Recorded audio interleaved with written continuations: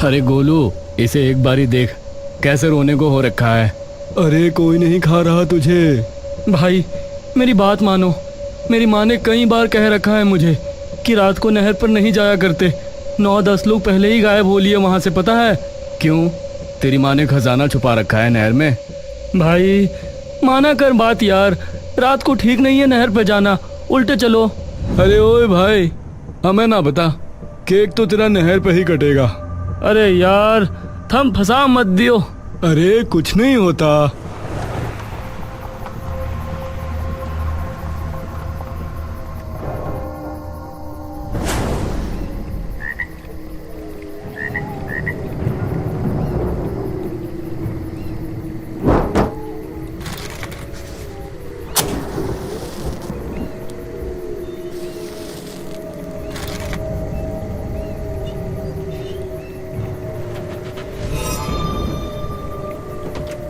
अरे क्यों डर रहा है?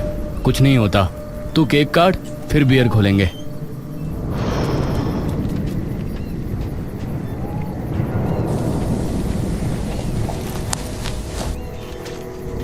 भाई अब तो चल पड़ो उल्टे, ठीक नहीं है यहाँ ज्यादा देर खड़े रहना। अरे रुक तो जा एक बार, अब आए हैं तो थोड़ी बहुत फोटो भी खींच ही लेते हैं। अरे जल्दी करो। अरे तू जा फटाफट केक के साथ फोटो खिंचवा, पता तो चलना चाहिए कि भाई का जन्मदिन है। जल्दी करो फिर।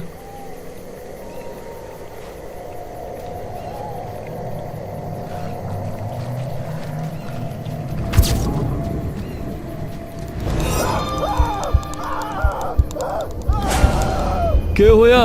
रमन चुपचाप वहीं खड़ा बड़ी बड़ी निगाहों से फोन की तरफ देखता है। अरे क्या हो गया?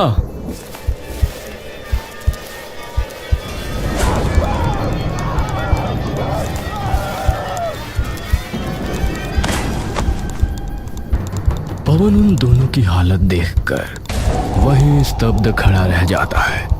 पवन ऊपर से नीचे तक कांप रहा होता है। क्या होया?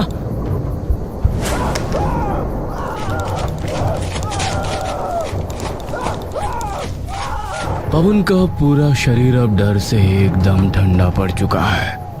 न त्वचा पे हवा का कोई स्पर्श, न ढोल सी बजती धड़कन। पवन को अब किसी चीज की कोई भी अनुभूति नहीं हो पा रही थी। पवन बस चुपचाप नहर में बहते चांद को एकटक देखे जा रहा था।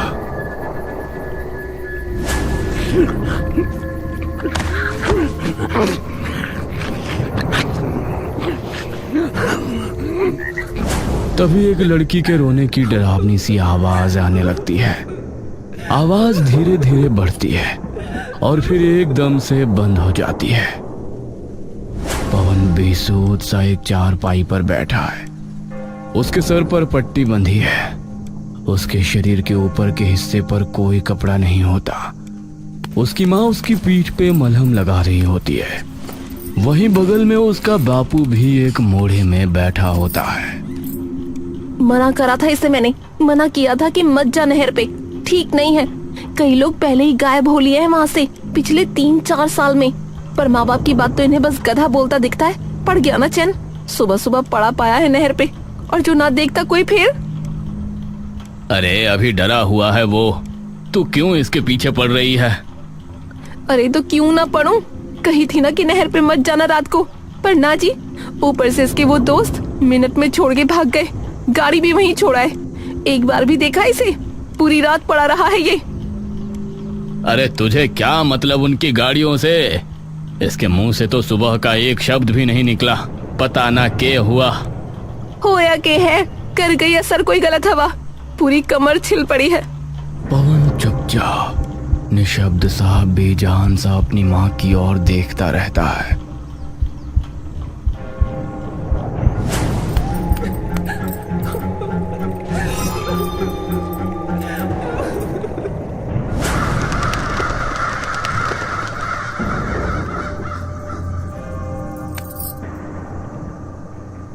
बेटा एक बार, बस एक बार बता दे क्या होया था, किसी और को नहीं तो मुझे तो बता दे, मैं तो माँ हूँ तेरी।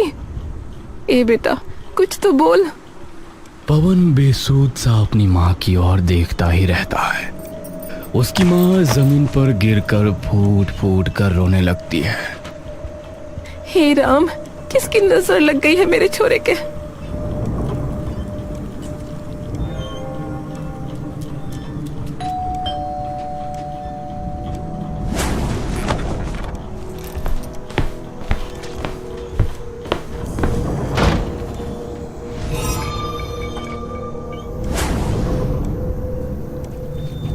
जमीन पे पड़ी रो रही कुसुम की नजर उन पर पड़ती है। उसकी आंखों में गाढ़ी लाल आग धधक रही होती है। क्यों आए ये यहाँ? इन्हें आप कह दीजिए कि निकल जाए हमारे घर से। अब क्या इसकी जान लेने आए हैं? नहीं आंटी, हम तो बस वो मेरा फोन लेने आए थे, वहां तो था नहीं। कुसुम गुस्से से उठती है और अंदर जाकर रमन का फोन ले आती है और आकर उस फोन को उसके पैरों में फेंक देती है। ले तेरा खजाना, और किसी से तो तुम्हें फर्क नहीं पड़ता। एक बार हालत के हो रही है इसकी, छोड़ के भाग गए। तुमने शर्म ना आई और मुड़ के एक बार भी ना देखा? आंटी, हमें बिल्कुल भी नहीं पता था कि वहाँ ऐसा कुछ होगा। पूरे गांव ने पता है, तुम लोग हो सबसे। रमन वो फोन उठाता है और ऑन करता है। जैसे ही वो फोन की स्क्रीन देखता है, वो अचानक डर कर फोन दूर फेंक देता है और हाँफ कर कुछ कदम पीछे हट जाता है। क्या हुआ? रमन के मुंह से मानो सारा लहू निकल चुका हो। उसके ऐसे बेरंग चेहरे को देखकर सब बेचैन हो उठते हैं। क्या क्या था उसमें?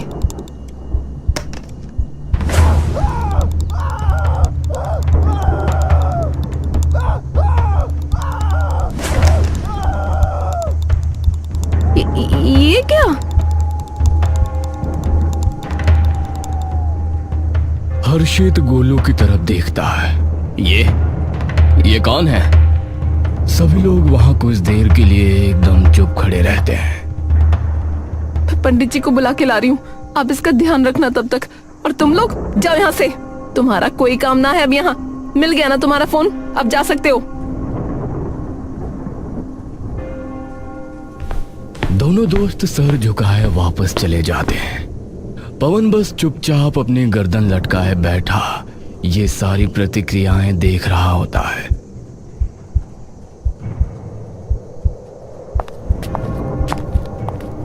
थोड़ी देर बाद जब कुसुम पंडित को ले आती है तो पंडित उसे देखते ही एकाएक उसकी तरफ दौड़ता है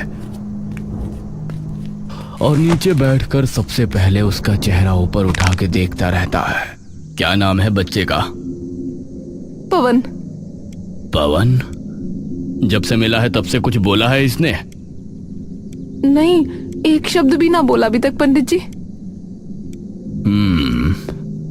पंडित उसकी आंखें अपनी उंगलियों से बड़ी बड़ी कर उसकी आंखों में झांकने लगते हैं। पंडित जी। पंडित कुछ देर तक यूं ही पवन को देखता रहता है।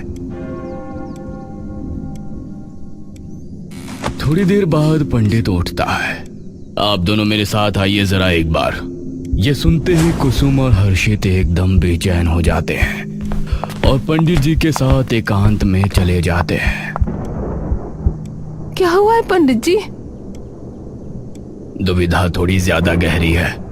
वो जो भी कोई आत्मा थी, उसकी स्मृतियों से इसका अंतर्मन एक गहरे सदमे में चला गया। माफ कीजिएगा पंडित जी, कुछ समझ नहीं पाया मैं।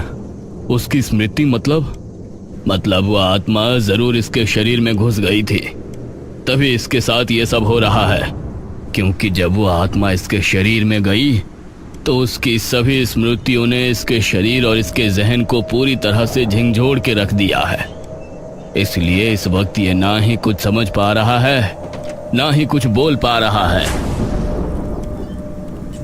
तो पंडित जी, अब क्या उपाय है इसका? सिर्फ एक उपाय है।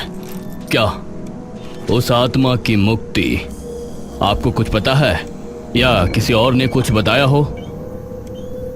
पंडित जी, ये बच्चे कल फोन से वहाँ फोटो खींच रहे थे, तो उसमें हमने देखा था कि कोई औरत लाल जोड़े में इनकी गाड़ी में बैठी दिख रही थी। उसका चेहरा साफ नहीं था पर लाल जोड़े में थी। इसकी स्थिति तभी ठीक होगी जब उस आत्मा को मुक्ति मिलेगी जिसके लिए हमें यज्ञ करना होगा, वो भी उसी स्थान पर जहां उसने अपने प्राण त्यागे थे। पर इसका हमें कैसे पता पंडित जी? पंडित मुड़कर संदिग्ध निगाहों से पवन की ओर देखता है। पवन गर्दन लटकाए बैठा है। धीमी धीमी हवा चल रही है। वो आत्मा इसे फिर से पुकारेगी।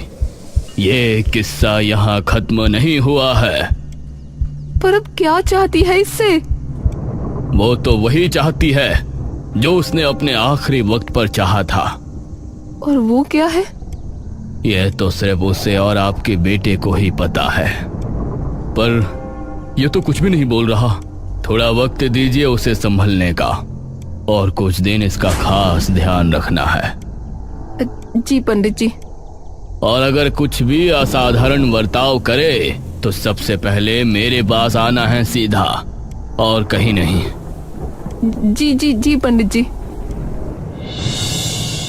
कुछ दिन यूं ही बीत जाते हैं, लेकिन पवन की जुबान से एक शब्द तक नहीं निकलता। एक दिन कुसुम सुबह सुबह उठकर रसोई में खाना पकाने में व्यस्त होती है कि तभी पवन भागता हुआ उसके पास आता है। माँ, माँ। कुसुम जैसे ही पवन को अपने सामने खड़ा ठीक ठाक बोलता हुआ देखती है तो एकदम से मानो उसकी जुबान पे ताले से लग जाते हैं। माँ, अरे कुछ तो बोलो ना माँ। पवन अपनी माँ को कंधा पकड़कर हिलाता है। इतनी देर में हर्षित भी उसकी आवाज सुनकर बाहर आ जाता है। पवन, अरे पापा देखो ना, माँ सुन ही नहीं रही मेरी बिल्कुल। पर तू बोल कैसे? माँ। तभी कुसुम अचानक से होश में आती है और पवन के गले लगकर रोने लगती है। बावला ना हो तो बहरा है, तन्ने कितने कान तरस गए तेरी आवाज एक सुनन के मारे। अच्छा वो तो ठीक है माँ, पर पहले मेरी बात तो सुनो एक बार। बता क्या हुआ?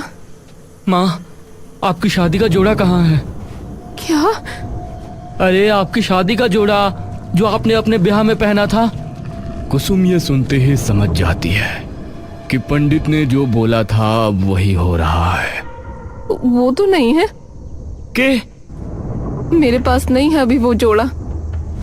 ये बात सुनते ही पवन का पूरा शरीर एकदम से थरथरा उठता है और वो पागलों की तरह अपना सर मसलने लगता है।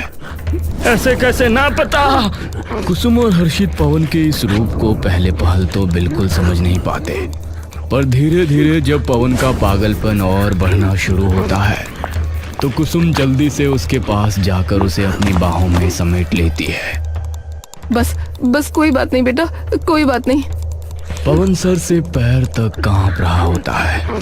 माँ सच बताओ ना, कहाँ रखा है जोड़ा? सच बताओ। बेटा मुझे ना पता। पवन एकदम से अपनी माँ को जोर से धकेल देता है और गुस्से से चिल्लाने लगता है। मुझे पता है आपके पास ही है, बताओ मुझे कहाँ है, बताओ मुझे, बताओ मुझे। तभी अचानक हर्षित उनके बीच में आ जाता है। मुझे पता है बेटा, मुझे पता है। वो असल में मैंने रख दिया था कहीं और, तो इसलिए इसे नहीं पता। तू शांत हो जा। पवन में मानो एक अजीब सा पागलपन उतर आया हो। लेकर आओ अभी। ठीक है, तू बाहर आ जा अभी। कुसुम जमीन पर सहमी हुई पड़ी, बस पवन के गुस्से से चीखते हुए चेहरे को देखती है। हर्षित फटाफट उसके पास शादी का जोड़ा लेकर आ जाता है और उसे दे देता है। पवन कहीं देर तक उस शादी के जोड़े को प्यार से सहलाता रहता है। आ रहा हूँ तुझे आज रात को लेने। किसे? जानवी। ये कौन है?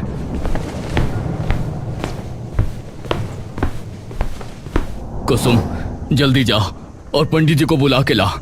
ये रात को पक्की बात है वहां ही जाएगा।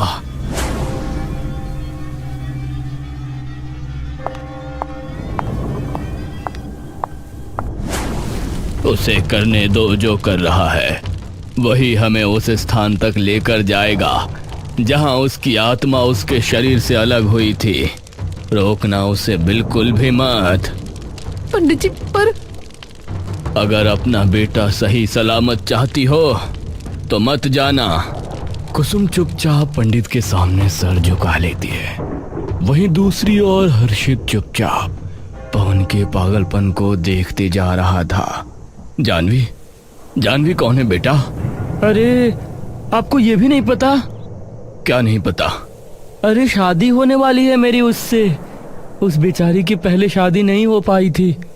मतलब? एकदम से पवन हर्षित की तरफ देखता है। उसकी शादी होने वाली थी लेकिन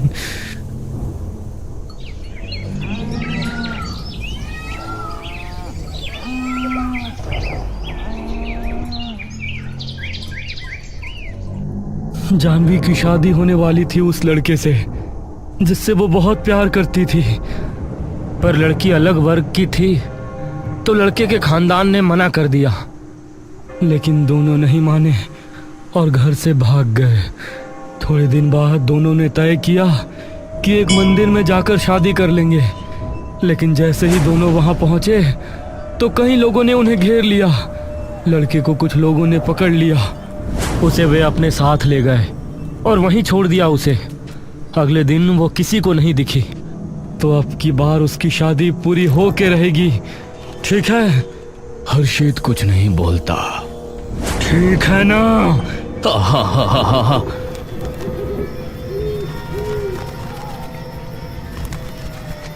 दिन ढल जाता है और पवन वो लहंगा लेकर घर से बाहर निकल जाता है। उसके पीछे पीछे पंडित जी, कुसुम और हर्षित भी आने लगते हैं। धीरे धीरे पवन एक बहुत ही सुनसान से खेतों की तरफ बढ़ने लगता है। यह क्या है? शायद यहीं दफनाया होगा उस दुल्हन को। पर पंडित जी, अब क्या करेंगे? उसकी आखिरी इच्छा पूरी। पंडित जी, पर वो मेरे बेटे से शादी करने की इच्छा है उसकी आखिर। तो वही होगा, तुम चिंता मत करो।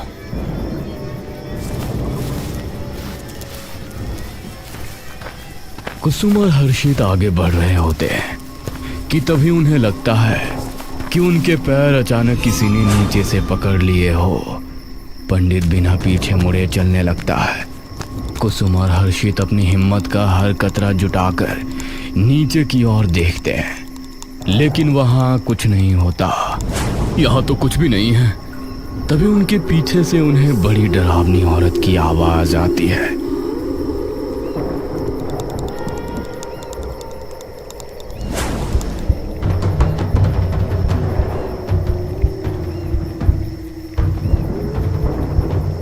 नाम? कुसुम और हर्षित एकदम बेसुध से वहां खड़े रह जाते हैं।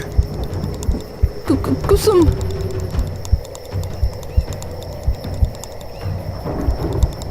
अब हर्षित, हम उस लड़के के माता पिता। जानवी उनके बिल्कुल पास आ जाती है। सास? क्या क्या? सांस ले लो वरना मर जाओगे। हमारा बेटा। चिंता मत करो, जल्दी ले आऊंगी। और एकदम से वहां से गायब हो जाती है।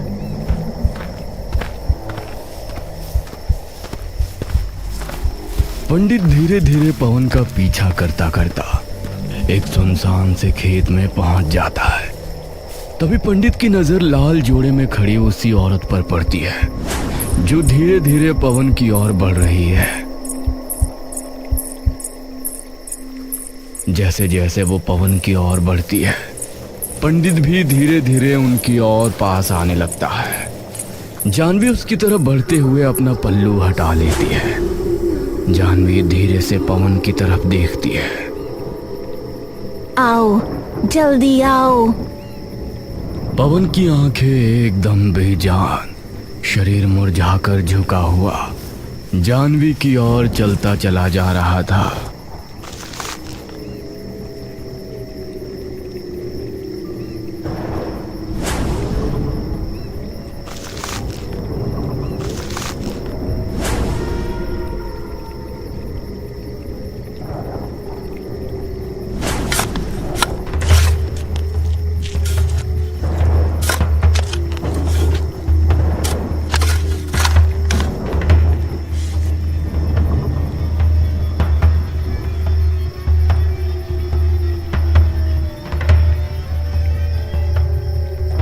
हम अगले जन्म में नहीं, इसी जन्म में फिर से मिलेंगे।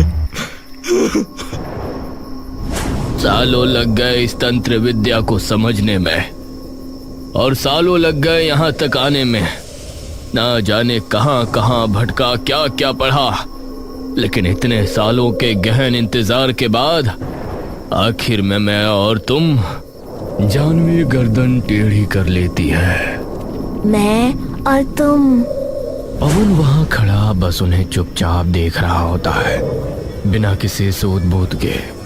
पंडित धीरे धीरे हाथ में भभूत लेकर पवन के पास पहुंच जाता है कि तभी पवन के माँ बाप एक मशाल लेकर वहां पहुंच जाते हैं। पंडित जी, ये आप क्या?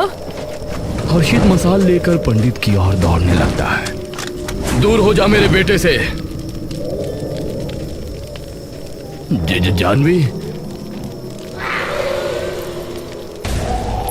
जानवी पूरी तेजी से हर्षित की ओर देखती है। मना किया था ना, मत आना। तभी हर्षित हिम्मत करके उसके चंगुल से खुद को और कुसुम को छुड़ा लेता है, और जानवी के हाथ से दोनों छूट जाते हैं।